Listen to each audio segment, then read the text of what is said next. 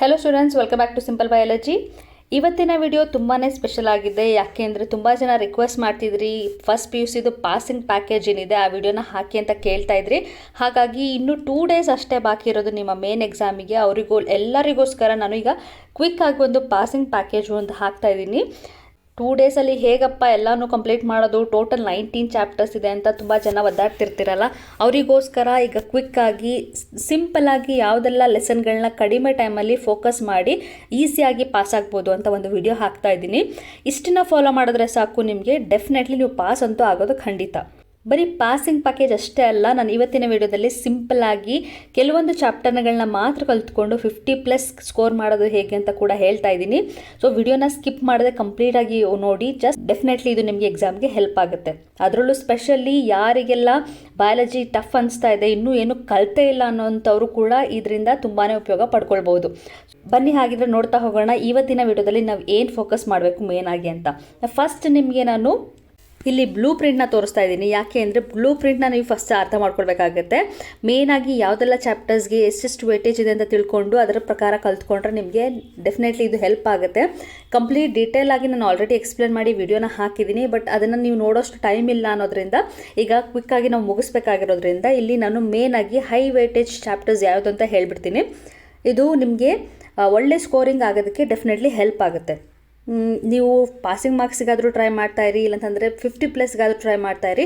ಈ ಚಾಪ್ಟರ್ನ ಮಿಸ್ ಮಾಡೋದೇ ನೀವು ಕಲಿಬೇಕು. ಯಾವ ಚಾಪ್ಟರ್ ಅದು ಅಂತಂದರೆ sell the unit of life. ಈ ಚಾಪ್ಟರಿಂದ 12 ಮಾರ್ಕ್ಸ್ ಬರೋದ್ರಿಂದ ಈ ಚಾಪ್ಟರ್ನ ಕಂಪ್ಲೀಟಾಗಿ ಕಲ್ತ್ಕೊಳ್ಳಿ.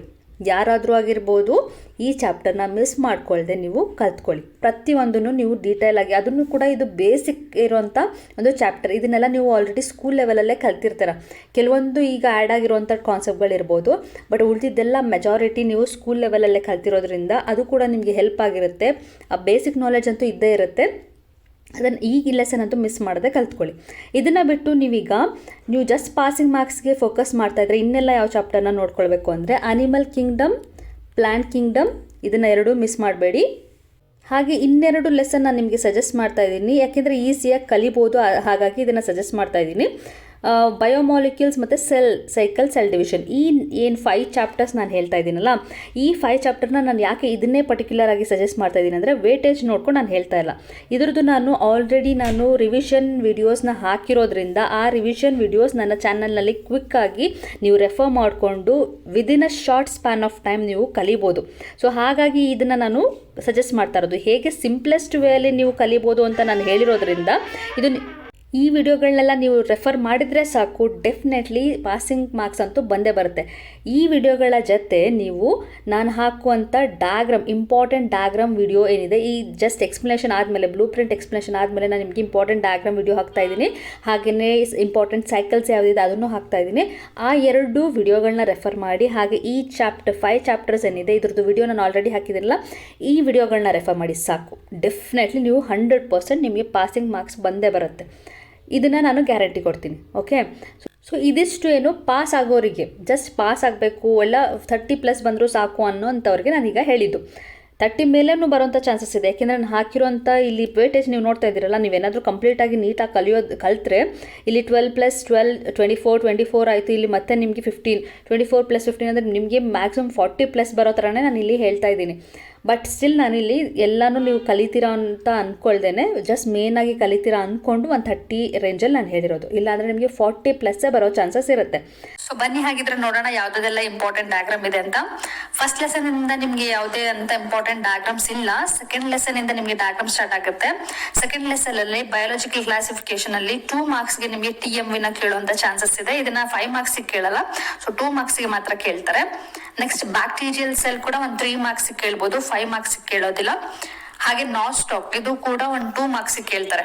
ಇದೆಲ್ಲ ಒಂದು 2 ಮಾರ್ಕ್ಸ್ 3 ಮಾರ್ಕ್ಸ್ಗೆ ಕೇಳುವಂತ ಡಯಾಗ್ರಾಮ್ಸ್. ಸೆಕೆಂಡ್ ಲೆಸನ್ ಅಲ್ಲಿ ಬರೋದು 2 ಮಾರ್ಕ್ಸ್ 3 ಮಾರ್ಕ್ಸ್ ಅಷ್ಟೇ ಕೇಳ್ತಾರೆ, ಜಾಸ್ತಿ ಏನು ಕೇಳೋದಿಲ್ಲ. ಈವನ್ ಬ್ಯಾಕ್ಟೀರಿಯೋಫೇಜ್ ಕೂಡ ಕೊಡ್ತಾರೆ. ಬ್ಯಾಕ್ಟೀರಿಯೋಫೇಜ್ ಕೂಡ ಏನಂತಂದ್ರೆ ಇದು 3 ಮಾರ್ಕ್ಸ್ ಕೇಳ್ಬೋದು. ಇಷ್ಟು ನಿಮ್ಗೆ ಬಯಾಲಜಿಕಲ್ ಕ್ಲಾಸಿಫಿಕೇಶನ್ ಬರುವಂತ ಡಯಾಗ್ರಾಮ್ಸ್ಗಳು.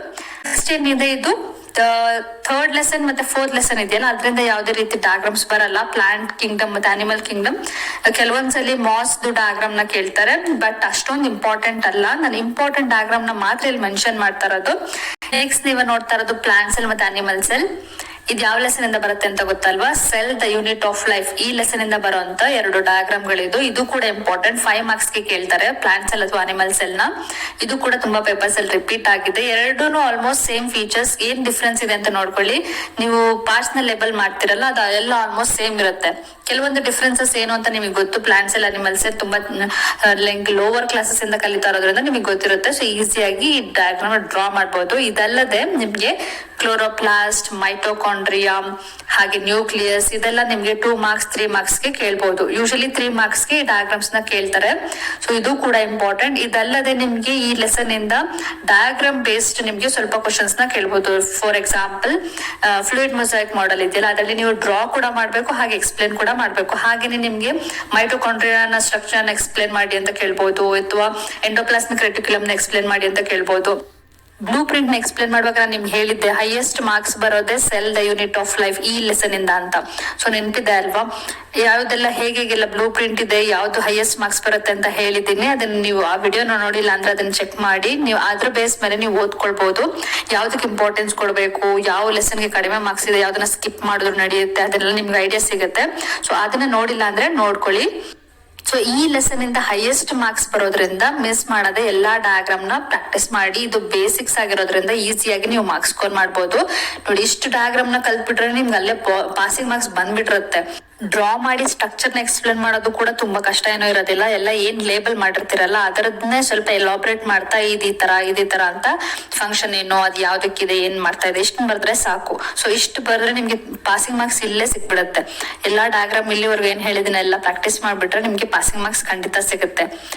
ನೆಕ್ಸ್ಟ್ ನೋಡೋಣ ಯಾವ ಲೆಸನ್ ಇದೆ ಅಂತ. ನೆಕ್ಸ್ಟ್ ಈಗ ನೀವು ನೋಡ್ತಾ ಇರೋದು ಸೆಲ್ ಸೈಕಲ್. ಇದನ್ನು ಕೂಡ ಸ್ಕಿಮ್ಯಾಟಿಕ್ ರೆಪ್ರೆಸೆಂಟೇಷನ್ ಅಂಡರ್ ಅಲ್ಲಿ ಹಾಕ್ಬೋದಿತ್ತು ನಾವು, ಬಟ್ ಬೇರೆದು ಇದ್ರಲ್ಲಿ ಬೇರೆದು ಸೈಕಲ್ಸ್ ಅಲ್ಲದೆ ಬೇರೆ ಎಲ್ಲ ಮೈಟೋಸಿಸ್, ಮಿಯೋಸಿಸ್, ಇದನ್ನೆಲ್ಲ ಡಯಾಗ್ರಾಮ್ ಗಳ ಸಿಂಪಲ್ ಆಗಿ ನೋಡ್ಕೊಂಡಿರಿ. ತುಂಬಾ ಇಂಪಾರ್ಟೆಂಟ್ ಏನಲ್ಲ ಅದು, ಅದಕ್ಕೆ ನಾನು ಇಂಪಾರ್ಟೆಂಟ್ ಡಯಾಗ್ರಾಮ್ ಅಂಡರ್ ಅಲ್ಲಿ ಹಾಕಿಲ್ಲ, ಬಟ್ ಅದನ್ನು ನೋಡ್ಕೊಂಡಿರಿ. ಇಷ್ಟನ್ನ ಬಿಟ್ರೆ ನೆಕ್ಸ್ಟ್ ಪ್ಲಾಂಟ್ ಫಿಸಿಯಾಲಜಿ ಏನಿದೆಯಲ್ಲ, ಅದ್ರಲ್ಲಿ ಯಾವುದೇ ರೀತಿ ನಿಮ್ಗೆ ಡಯಾಗ್ರಾಮ್ಸ್ ಕೊಡೋದಿಲ್ಲ. ಇಂಪಾರ್ಟೆಂಟ್ ಡಯಾಗ್ರಾಮ್ಸ್ ಯಾವ್ದು ಇಲ್ಲ ಅದ್ರಿಂದ, ಆ ಯೂನಿಟ್ ಇಂದ. ಬಟ್ ನಿಮ್ಗೆ most of the schematic representation ಇದೆ, ಅದೆಲ್ಲ ನಿಮ್ಗೆ ಪ್ಲಾಂಟ್ ಫಿಸಿಯಾಲಜಿಲೇ ಬಂದ್ಬಿಡುತ್ತೆ. ಅದೆಲ್ಲ ನಾವು ಲಾಸ್ಟ್ ವಿಡಿಯೋದಲ್ಲಿ ಕಲ್ತಿದ್ವಿ, ನೋಡ್ಕೊಂಡಿದೀವಿ ಯಾವ್ದಂತ ಇಂಪಾರ್ಟೆಂಟ್ ಇದೆ ಅಂತ. ಅದನ್ನ ಪ್ರಾಕ್ಟೀಸ್ ಮಾಡಿ. ಹ್ಯೂಮನ್ ಫಿಸಿಯಾಲಜಿ ಕೂಡ ನಿಮ್ಗೆ ಅಷ್ಟೇ ತುಂಬಾ ಡಯಾಗ್ರಾಮ್ಸ್ ಇಂಪಾರ್ಟೆಂಟ್ ಅಂತ ಯಾವ್ದು ಬರಲ್ಲ. 2 ಇಂಪಾರ್ಟೆಂಟ್ ಡಯಾಗ್ರಾಮ್ ಯಾವ್ದು ಅಂದ್ರೆ, ಒಂದು ನ್ಯೂರಾನ್, ತುಂಬಾ ಸಲ ರಿಪೀಟ್ ಆಗಿರುವಂತದ್ದು ನ್ಯೂರಾನ್, ಮತ್ತೆ ಇದು ಬಿಟ್ರೆ ಹ್ಯೂಮನ್ ಬ್ರೈನ್ ಏನಿದೆ ಅದು 2 ಡಯಾಗ್ರಾಮ್ಗಳು ಇಂಪಾರ್ಟೆಂಟ್ ಇದೆ, ಅದನ್ನ ರಿಪೀಟ್ ಆಗ್ತಾ ಇರತ್ತೆ. ಇದನ್ನ ಬಿಟ್ರೆ ನಿಮ್ಗೆ ಹ್ಯೂಮನ್ ರೆಸ್ಪಿರೇಟರಿ ಸಿಸ್ಟಮ್ ಮತ್ತೆ ಎಕ್ಸ್ಕ್ರಿಟರಿ ಸಿಸ್ಟಮ್ ಅಲ್ಲಿ ಬರುವಂತ ಕೆಲವೊಂದು ಸ್ಟ್ರಕ್ಚರ್ ಗಳೇನಿದೆ ಅದನ್ನ ಸ್ವಲ್ಪ ನೋಡ್ಕೊಂಡಿರಿ. ಇಂಪಾರ್ಟೆಂಟ್ ಅಂತ ತುಂಬಾ ಸರಿ ರಿಪೀಟ್ ಆಗಿಲ್ಲ, ಅದಕ್ಕೆ ನಾನು ಇಲ್ಲಿ ಮೆನ್ಷನ್ ಮಾಡಿಲ್ಲ. ಬಟ್ ಅದನ್ನ ನೀವು ಡಯಾಗ್ರಾಮ್ ನ ಸುಮ್ಮನೆ ಹಾಗೆ ನೋಡ್ಕೊಂಡಿರಿ, ಹೇಗೆಲ್ಲ ಇದೆ ಅಂತ. ನೀವು ಸ್ಟ್ರಕ್ಚರ್ ನ ಕಲಿಯುವಾಗ ಡೆಫಿನೆಟ್ಲಿ ನೋಡ್ಕೊಂಡಿರ್ತೀರ, ಸೊ ಅದು ಹೆಲ್ಪ್ ಆಗುತ್ತೆ ನಿಮ್ಗೆ. ಸೊ ಇದಿಷ್ಟು ನೀವು ನೋಡಿದ್ರಲ್ಲ, ಇದೆಲ್ಲ ಡಯಾಗ್ರಾಮ್ಸ್, ಇಂಪಾರ್ಟೆಂಟ್ ಡಯಾಗ್ರಾಮ್ಸ್. ಇಷ್ಟನ್ನು ಕಲ್ತ್ಕೊಂಡ್ರೆ ನಿಮ್ಗೆ ಡೆಫಿನೆಟ್ಲಿ ನಿಮ್ಗೆ ಪಾಸಿಂಗ್ ಮಾರ್ಕ್ಸ್ ಅಂತೂ ಬಂದೇ ಬರುತ್ತೆ. 100% ಪಾಸಿಂಗ್ ಮಾರ್ಕ್ಸ್ ನಿಮ್ಗೆ ಸಿಗುತ್ತೆ. ಈಗ ಏನ್ ನೋಡ್ತಾ ಇದ್ರಲ್ಲ, ಇದು ಫೋಟೋಸಿಂಥಸಿಸ್ ಲೆಸನ್ ಅಲ್ಲಿ ಬರುವಂತ Z scheme of light reaction. ಇದು ಕೂಡ ಕಾನ್ಸೆಪ್ಟ್ ನಿಮ್ಗೆ ಅರ್ಥ ಆಗಿದ್ರೆ ಈಸಿಯಾಗಿ ಬರೀಬಹುದು. ನೋಡಿ ಎಷ್ಟು ಸಿಂಪಲ್ ಆಗಿದೆ, ತುಂಬಾ ಏನು ಇಲ್ಲ ಬರೆಯೋದಕ್ಕೆ. ಬಟ್ ಸ್ಟಿಲ್ ಇಷ್ಟು ಬರೆದ್ರೆ ನಿಮ್ಗೆ 5 ಮಾರ್ಕ್ಸ್ ಸಿಗುತ್ತೆ. ನೋಡಿ, ಫೋಟೋಸಿಂಥಸಿಸ್ ಅಲ್ಲಿ ಬರುವಂತ ಕೆಲ್ವಿನ್ ಸೈಕಲ್, ಇದು ಕೂಡ ತುಂಬಾ ಇಂಪಾರ್ಟೆಂಟ್. ನೀವು 2 ನೋಡಿದ್ರಿ ಫೋಟೋಸಿಂಥಸಿಸ್ ಅಲ್ಲಿ, ಒಂದು ಝೆಡ್ ಸ್ಕೀಮ್ ಮತ್ತೆ ಇಲ್ಲೊಂದು ಕೆಲ್ವಿನ್ ಸೈಕಲ್, 2 ಕೂಡ ಇಂಪಾರ್ಟೆಂಟ್. ಹಾಗೆ ನೆಕ್ಸ್ಟ್ ಬರುವಂತದ್ದು ರೆಸ್ಪಿರೇಷನ್ ಇನ್ ಪ್ಲಾಂಟ್ಸ್, ಆ ಲೆಸನ್ ಅಲ್ಲಿ ಬರುವಂತದ್ದು 2 ಸೈಕಲ್ ಅಲ್ಲ, ಗ್ಲೈಕೋಲಿಸಿಸ್ ಸ್ಟೆಪ್ ವೈಸ್ ರಿಯಾಕ್ಷನ್. ಇದನ್ನ ಸೈಕಲ್ ಅಂತ ಹೇಳಕ್ಕಾಗಲ್ಲ. ಸೊ ಸ್ಟೆಪ್ ವೈಸ್ ರಿಯಾಕ್ಷನ್ ಮತ್ತೆ ಇನ್ನೊಂದು ಸೈಕಲ್ ಅಂದ್ರೆ ಕ್ರೆಬ್ ಸೈಕಲ್, ಈ 2 ಕೂಡ ಇಂಪಾರ್ಟೆಂಟ್. ಇದನ್ನು ಬಿಟ್ಟು ಈಗ ನೀವು 50+ ತೆಗಿಬೇಕು ಅಂತ ಇರೋರು ಯಾವುದೆಲ್ಲ ಇನ್ನೆಲ್ಲ ಲೆಸನ್ಗಳನ್ನ ಫೋಕಸ್ ಮಾಡ್ಬೋದು ಅಂದರೆ, ಪ್ಲಾಂಟ್ ಗ್ರೋತ್ ಆ್ಯಂಡ್ ಡೆವಲಪ್ಮೆಂಟ್ ಈ ಚಾಪ್ಟರ್ನ ನೋಡ್ಕೊಳ್ಳಿ. ಫೋಟೋಸಿಂಥಸಿಸ್, ರೆಸ್ಪಿರೇಷನ್ ಇದನ್ನು ನೋಡ್ಕೊಳ್ಳಿ. ಹಾಗೆ ಇನ್ಯಾವ್ದು ಹೈಯೆಸ್ಟ್ ವೇಟೇಜ್ ಇದೆ, ಕೆಮಿಕಲ್ ಕಂಟ್ರೋಲ್ ಆ್ಯಂಡ್ ಇಂಟಿಗ್ರೇಷನ್ ಇದು, ಮತ್ತು locomotion and movement, breathing and exchange of gases, body fluids and circulation. ಇಷ್ಟು ಇಲ್ಲಿ ಟೋಟಲ್ ನಾನು ನಿಮಗೆ 12 ಚಾಪ್ಟರ್ನ ಸಜೆಸ್ಟ್ ಮಾಡ್ತಾ ಇದ್ದೀನಿ. ಈ 12 ಚಾಪ್ಟರ್ಸ್ನ ನೀವು ನೀಟಾಗಿ ಪ್ರತಿಯೊಂದನ್ನು ಕಲ್ತ್ಬಿಟ್ರೆ ಈಸಿಯಾಗಿ ಸ್ಕೋರ್ ಮಾಡ್ಬೋದು. ಇದು 12 ಚಾಪ್ಟರ್ಸ್ ಈಸಿ ಇದೆ ಅಂತ ನಾನು ನಿಮಗೆ ರೆಫರ್ ಮಾಡ್ತಾ ಇರೋದು. ಇದನ್ನು ಬಿಟ್ಟು ನೀವು ಯಾವ್ದಾದ್ರು ಬೇರೆ 12 ಚಾಪ್ಟರ್ಸ್ನ ಕಲಿತೀನಿ ಅಂದ್ರೂ ಓಕೆ, ಆದರೆ ಹೈಯೆಸ್ಟ್ ವೇಟೇಜ್ ಇರೋದನ್ನ ಮಾತ್ರ ಮಿಸ್ ಮಾಡಬೇಡಿ. ಅದನ್ನು ಬಿಟ್ಟು ನೀವು ಯಾವುದಾದ್ರೂ ಹೈಯೆಸ್ಟ್ ವೇಟೇಜ್ ಬಿಟ್ಟು ಇನ್ನು ಯಾವ್ದಾದ್ರು ಬೇರೆದನ್ನು ನೀವು ಸೆಲೆಕ್ಟ್ ಮಾಡಿಕೊಂಡು ಟೋಟಲ್ 12 ಚಾಪ್ಟರ್ಸ್ನ ಕಲಿತ್ರೂ ಸಾಕು, ನೀವು ಈಸಿಯಾಗಿ 50+ ಅಂತೂ ಡೆಫಿನೆಟ್ಲಿ ಸ್ಕೋರ್ ಮಾಡ್ಬೋದು. ಹೇಗೆ ಅಂದರೆ ಪ್ರತಿಯೊಂದನ್ನು ಕಲಿಬೇಕು ಅಲ್ಲಿ ಬರೀ 2 ಮಾರ್ಕ್ಸ್ಗೆಂದು ಇಲ್ಲಾಂತಂದರೆ ಯಾವುದೋ ಇಂಪಾರ್ಟೆಂಟ್ ಕ್ವಶನ್ ಬ್ಯಾಂಕ್ ತೊಗೊಂಡು ಅದನ್ನು ಕಲ್ತಿ ಆ ಥರ ಅಲ್ಲ. ಪ್ರತಿಯೊಂದು ನೀಟಾಗಿ ಆ ಚಾಪ್ಟರ್ಗಳನ್ನ ಕಲಿತ್ರೆ, ಪ್ರತಿಯೊಂದೂ ಅಂದರೆ NCERT ಲೈನ್ ಬೈ ಲೈನ್ ನೀವು ನೋಡಿಕೊಂಡು ನೀಟಾಗಿ ಕಲ್ತಿದ್ರೆ ಡೆಫಿನೆಟ್ಲಿ 100% ನಿಮಗೆ 50+ ಸ್ಕೋರ್ ಮಾಡೋದಕ್ಕೆ ಕಷ್ಟನೇ ಆಗಲ್ಲ. ಎಲ್ಲ ಲೆಸನ್ನು ಕಲಿಯೋಕೆ ಆಗ್ತಾ ಇಲ್ಲ ಅಂದರೆ 1-2 ಲೆಸನ್ಗಳನ್ನ ಸ್ಕಿಪ್ ಮಾಡೋದ್ರಿಂದ ಪ್ರಾಬ್ಲಮ್ ಆಗಲ್ಲ ಅಂತ ನಾನು ಇಲ್ಲಿ ನಿಮ್ಗೆ ಹೇಳ್ತಾ ಇರೋದು. MCQ ಕೆಲವೊಂದು ಚಾಪ್ಟರಿಂದ ಬರೀ MCQ ಬರ್ತಾ ಇದೆ ಅಥವಾ 2-3 ಮಾರ್ಕ್ಸ್ ಬರುವಂಥ ಮಾರ್ಕ್ಸ್ ಏನಿರುತ್ತಲ್ಲ ಅಂಥ ಚಾಪ್ಟರ್ಗಳನ್ನ ನೀವು ಬಿಟ್ಟರು ಉಳಿದ ಚಾಪ್ಟರ್ಗಳನ್ನ ಫೋಕಸ್ ಮಾಡಿ ನೀಟಾಗಿ ಕಲಿಯೋದ್ರಿಂದ ನಿಮಗೆ ಬೆನಿಫಿಟ್ ಇದೆ ಅಂತ ನಾನು ನಿಮಗೆ ಹೇಳ್ತಾ ಇರೋದು. ಇಲ್ಲಿ ನಾನು ಸಜೆಸ್ಟ್ ಮಾಡಿರೋಂಥ ಕೆಲವೊಂದು ಲೆಸನ್ಸ್ಗಳೇನಿದೆ ಆ ಲೆಸನ್ಗಳದ್ದು ಕೂಡ ಲಿಂಕ್ನ ನಾನು ಡಿಸ್ಕ್ರಿಪ್ಷನ್ ಬಾಕ್ಸಲ್ಲಿ ಕೊಟ್ಟಿರ್ತೀನಿ. ಅದನ್ನು ಕೂಡ ನೀವು ಕ್ವಿಕ್ಕಾಗಿ ರೆಫರ್ ಮಾಡ್ಕೊಳ್ಬೋದು. ಈ ಥರ ಕ್ವಿಕ್ಕಾಗಿ ರೆಫರ್ ಮಾಡೋದ್ರಿಂದ ನಿಮಗೆ ಈಸಿಯಾಗಿ ಶಾರ್ಟ್ ಡ್ಯೂರೇಷನಲ್ಲಿ 2 ಡೇಸ್ ಇದೆ ಅಲ್ಲ, 2 ಡೇಸಲ್ಲಿ ನೀವು ಕಂಪ್ಲೀಟಾಗಿ ಕಲಿತು ನೀವು ಒಳ್ಳೆ ಮಾರ್ಕ್ಸ್ ತೊಗೊಳೋದಕ್ಕೆ ಡೆಫಿನೆಟ್ಲಿ ಇದು ಹೆಲ್ಪ್ ಆಗುತ್ತೆ. ಸೊ ಹಾಗಾಗಿ ನಾನು ಇದನ್ನು ಸಜೆಸ್ಟ್ ಮಾಡ್ತಾ ಇರೋದು. ಇಷ್ಟನ್ನೇ ಫೋಕಸ್ ಮಾಡಿ ಇದನ್ನೇ ಕಲೀರಿ. ಬೇರೆ ಏನೇ ಡೌಟ್ ಇದ್ದರೂ ನೀವು ನನಗೆ ಕಮೆಂಟ್ ಸೆಕ್ಷನಲ್ಲಿ ಕಮೆಂಟ್ ಮಾಡಿ ಕೇಳ್ಬೋದು. But don't ask me the important question, because ಯಾವ ಟೀಚರ್ ಕೂಡ ಇದೇ ಇಂಪಾರ್ಟೆಂಟ್ ಇದೇ ಬರುತ್ತೆ ಅಂತ ಖಂಡಿತ ಹೇಳೋಕ್ಕಾಗಲ್ಲ. ಇದೆಲ್ಲ ಬರಬಹುದು ಅಂತ ನಾವು ಗೆಸ್ ಮಾಡಿ ಹೇಳ್ಬೋದೇ ಹೊರತು ನಾವೇನು ಇದೇ ಬರುತ್ತೆ ಫಿಕ್ಸ್ ಆಗಿ ಅಂತ ಹೇಳೋದಕ್ಕಾಗಲ್ಲ. ಇಂಪಾರ್ಟೆಂಟ್ ರಿಪೀಟೆಡ್ಲಿ ಯಾವ್ದು ಕೇಳಿದ್ದಾರೆ ಅದನ್ನು ನಾವು ಫೋಕಸ್ ಮಾಡ್ಬೋದು. ಸೊ ಅದನ್ನು ಸಜೆಷನ್ ನಾನು ಆಲ್ರೆಡಿ ಹಾಕಿದ್ದೀನಿ. ಇಂಪಾರ್ಟೆಂಟ್ ಕ್ವಶನ್ಸ್ ಏನೇನು ಬರ್ಬೋದು ಚಾಪ್ಟರ್ ವೈಸ್ ಅಂತ ಕೂಡ ನಾನು ಆಲ್ರೆಡಿ ವಿಡಿಯೋಸ್ ಮಾಡಿದ್ದೀನಿ. ಸೊ ಆ ವಿಡಿಯೋಸ್ಗಳನ್ನ ಕೂಡ ನೀವು ರೆಫರ್ ಮಾಡ್ಬೋದು. ಸೊ ಇದಿಷ್ಟು ಲೆಸನ್ ಏನು ನಾನು ಸಜೆಸ್ಟ್ ಮಾಡಿದ್ದೀನಿ, ಇದನ್ನು ಕಲಿತೀರಾ, ಒಳ್ಳೆ ಮಾರ್ಕ್ಸ್ ತೊಗೊಳ್ತೀರಾ ಅಂತ ಅಂದ್ಕೊಂಡಿದ್ದೀನಿ. ನಾನು ಲಾಸ್ಟ್ ಇಯರ್ ಈ ಥರ ವಿಡಿಯೋಸ್ನ ಹಾಕಿದಾಗ ಕ್ವಿಕ್ ರಿವಿಷನ್ ಮಾಡಿದಾಗ ತುಂಬ ಜನಕ್ಕೆ ಹೆಲ್ಪ್ ಆಗಿ ಅವರೆಲ್ಲ ತುಂಬ ಕಮೆಂಟ್ ಮಾಡಿ ನಂಗೆ ಹೇಳಿದರು, ಮ್ಯಾಮ್ ನಿಮ್ಮ ವಿಡಿಯೋಸ್ ತುಂಬ ಹೆಲ್ಪ್ ಆಗಿದೆ ಅಂತ. ಸೊ ಹಾಗಾಗಿ ಆ ಬೆನಿಫಿಟ್ ನಿಮ್ಮ ಬ್ಯಾಚಿಗೂ ಸಿಗಬೇಕು ಅಂತ ಹೇಳಿ ನಾನೀಗ ಮತ್ತೆ ಅದನ್ನು ಆ ವಿಡಿಯೋಸ್ಗಳನ್ನ ನಿಮಗೆ ರಿಮೈಂಡರ್ ಥರ ನಾನು ನಿಮಗೆ ಹೇಳ್ತಾ ಇರೋದು. ಮಿಸ್ ಮಾಡದೆ ಕಲ್ತ್ಕೊಳ್ಳಿ. ಆಲ್ ದಿ ಬೆಸ್ಟ್ ಹೇಳ್ತಾ ಇವತ್ತಿನ ವಿಡಿಯೋನ ಇಲ್ಲಿಗೆ ಎಂಡ್ ಮಾಡ್ತಾ ಇದ್ದೀನಿ. ಎಕ್ಸಾಮ್ ಆದಮೇಲೆ ನನ್ನ ವಿಡಿಯೋಸ್ಗಳು ನಿಮಗೆ ಎಕ್ಸಾಮಿಗೆ ಹೆಲ್ಪ್ ಆಯಿತಾ ಇಲ್ವಾ ಅಂತ ಖಂಡಿತ ನನಗೆ ಕಮೆಂಟ್ ಮಾಡಿ ಹೇಳ್ಬೋದು. So will meet in the next video. Until then bye bye. All the best for you exams.